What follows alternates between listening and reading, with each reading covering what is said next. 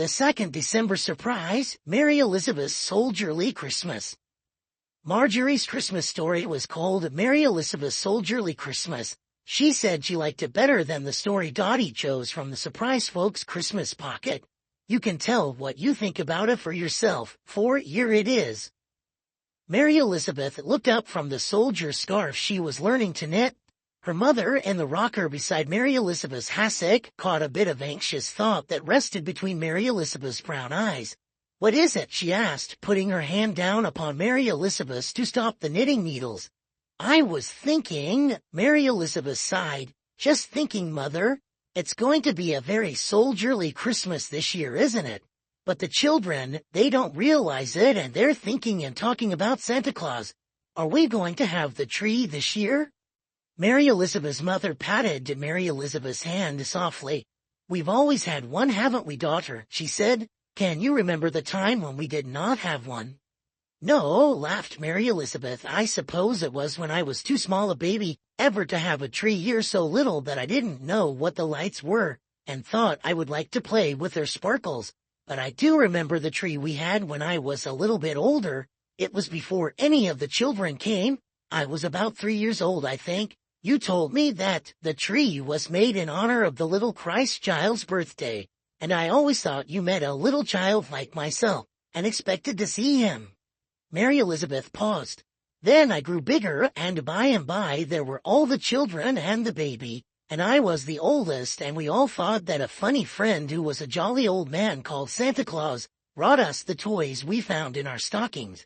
We thought all the play was real, about his coming down the chimney and about his sleigh with the 8 reindeer. It used to seem strange that so big a man as Santa Claus could squeeze down our chimney, and by I suspected it was all a play, and you told me that it was just a funny, jolly way to make the very little children enjoy the fun of Christmas surprises. You told me then that I might help toward Christmas myself by trimming the tree. That was to be my part. Each year I was to do it all myself, and every year I tried to make it some new and lovely kind of a surprise. I always have loved to fix the tree. I always have felt that it must be the kind of tree that the little Christ child would love, if he came in the way that I used to think you meant when I was still little." "Your tree has always been a beautiful tree, Mary Elizabeth," Mother smiled. "It has always been a tree that shone with happiness. Each year we have loved it so that the children could not bear to part with it at New Year's, you know." Mary Elizabeth smiled, but her question still remained unanswered. "Will there be a tree this year?" she asked. "I'm afraid the children would be sad without it, Mother." "I, too, have been thinking, Mary Elizabeth," said Mother. "It is indeed a soldierly Christmas. What do you think we had better do?" "Well," answered Mary Elizabeth thoughtfully, "we have the ornaments, though I usually buy some new ones. I would have to get candles. The tree would not cost so very much, only it seems as if every penny ought to go to the little French and Belgian children. And there are the soldiers to send things to, and when everything is the way it is, why, it really hardly seems like Christmas." "I know," returned Mother, "but we sent all the money in the children's bank and all your money and my money, Mary Elizabeth. We have the soldiers' things all done, almost. I think we ought to have the tree for the children, and you can fix it up somehow, can't you?" "Yes," smiled Mary Elizabeth, but she was thinking that she must somehow find a way to make that tree as pretty as usual, even without any money to buy things. That day and the next, Mary Elizabeth pondered the question. She thought of this and of that, but nothing seemed quite right. There was no way to earn any money, and the tree had no star for the top. It had been lost somehow. It was not with the tree fixings and the box in the attic. How to get a new star? That was one question. How to get the candles was another. And Mary Elizabeth's tree had always been a tree that people came in to look at and admire. It was not like any other tree. It was always a surprise somehow. Money was needed to buy things to make it wonderful. Money was needed to make it a bright surprise as usual. At school, Mary Elizabeth found herself puzzling over this problem as a vacation time drew near. It was harder for her than any arithmetic problem, for it could not be solved at all. Twice she saved 5 cents by walking home, and that bought candles, but the problem remained as usual. It was how to get more money. Then there came the day when the magazine came. It was always something of an event when the magazine came. It had new pictures in it, and often it had to cut out pages for the little children. Once there had been a circus with clowns to cut out, and ever since that time, Brother somehow got a hold of the paper as soon as Mother took it from its wrapper. He was always hoping for more circus, you know. He knew its pages by heart and spelled out the titles and headings of the pictures. When Mary Elizabeth came home one day, he announced that the magazine had come. "What's in it?" questioned Mary Elizabeth. "Pictures," Brother replied mysteriously, "but not any of a circus. It's a puzzle page. You have to guess what the pictures are, and they'll give a prize of $5 to the one who answers and tells what the pictures are." But Brother was still busy with the magazine, and Mary Elizabeth was called away to help Mother with the little sister. She did not see the page, though she thought about it and wondered if she could answer all the questions and get the money that way to trim the Christmas tree. In the evening, after supper, after the little children had gone off to bed, and Brother too, with them, she found the magazine and looked it over. Yes, it was a contest, and the pictures were Mother Goose. It seemed easy to guess them. Mary Elizabeth guessed Simple Simon right away. It was the picture of a funny doll fishing in a little pail with a hook and line. She tried the others. She was not so sure of all, but she guessed them with the help of the little children's Mother Goose to refresh her memory. She was so excited that she felt the prize was already hers. She was sure she must win. Just think of it. The first prize was $5 whole, and the second prize was $2 whole, and there were 8 other prizes, each of $1 whole big dollar. 10 chances that Mary Elizabeth might earn some money for her Christmas tree. Her hands shook as she took up pen and put it to paper. She used her very best paper, and 3 times or more she discarded what she had written and tried to do better. She wrote with extreme pains and slowly. It took all the evening just to write the short answer. She put it into its envelope to mail on the way to school next day, but she said nothing about it as she kissed Mother goodnight. Nearer and nearer came Christmas time.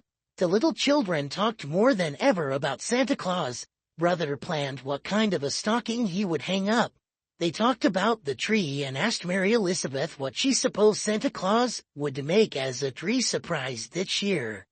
At these times, laughingly, Mary Elizabeth suggested that there would be candles on the tree and that perhaps they would be tinsel. She said that maybe Santa Claus would send all his Christmas to the little French and Belgian children and not have much to make into a surprise here at home. She told them stories about Santa Claus and the Santa Claus land.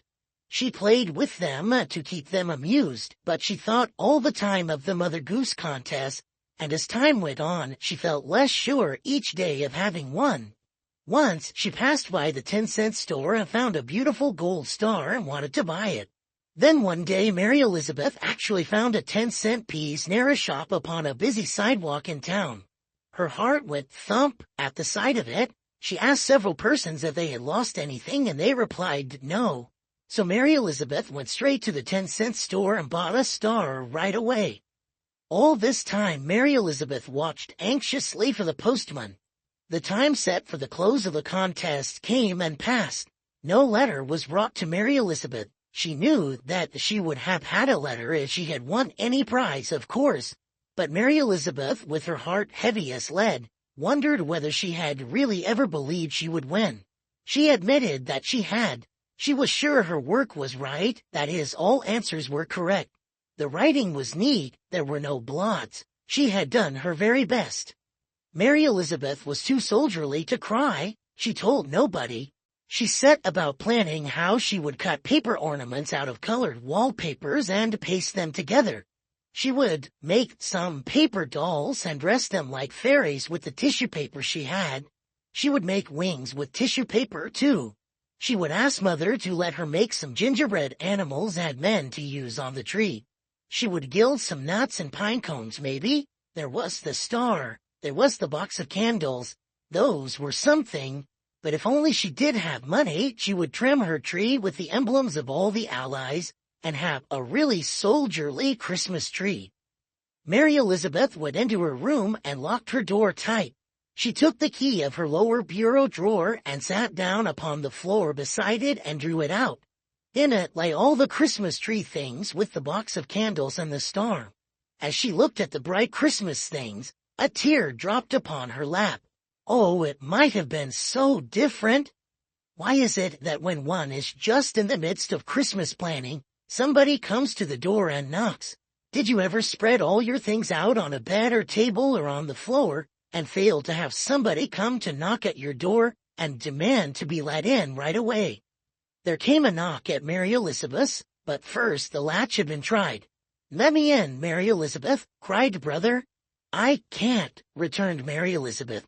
"You can." Thumpity thump thump thump. "Go away," admonished Mary Elizabeth. "I shan't let you in. You can't come in." "Well, you'll be sorry," said the muffled voice of Brother. "You'll be sorry." But he left off knocking at the door and ran away. Mary Elizabeth wondered if perhaps he suspected about the play of Santa Claus. He was getting to be quite big. Maybe he knew about the tree. Maybe he would have to be let into the fun of Christmas planning next year. But was it fun? Wasn't it dreadful to worry about the tree and plan how to make it all new? No, it was not worry. No, it was not. Mary Elizabeth denied this stoutly. It was part of the self-sacrifice of Christmas to think about it as she had.